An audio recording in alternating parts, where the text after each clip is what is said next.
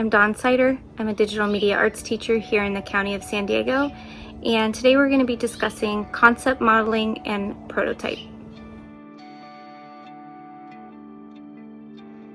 So let's start off with a concept model. A conceptual model is a representation of a system made of the composition of concepts which are used to help people know, understand, or simulate a subject the model represents. So what does concept modeling look like? In media arts, concept modeling is an essential part of the planning process.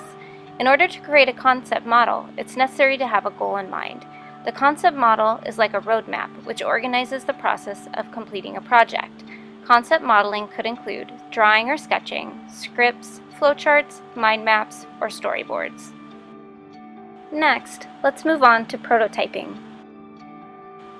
A prototype is a simple experimental model of a proposed solution used to test or validate ideas, design assumptions, and other aspects of its conceptualization quickly and cheaply, so that the designer or designers involved can make appropriate refinements or possible changes in direction.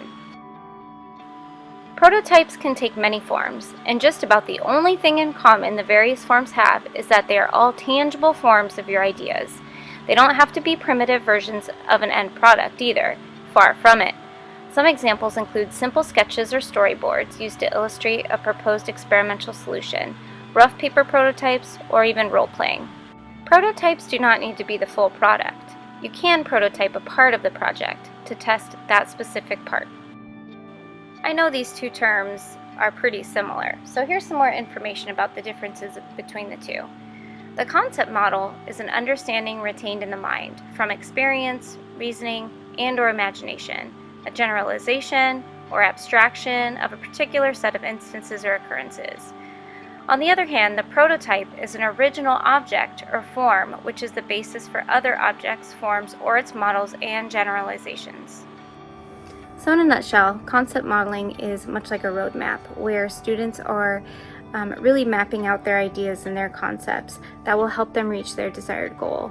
Whereas a prototype is actually a part of the project or a project in its entirety that is used to test out an idea and see if any revisions need to be made.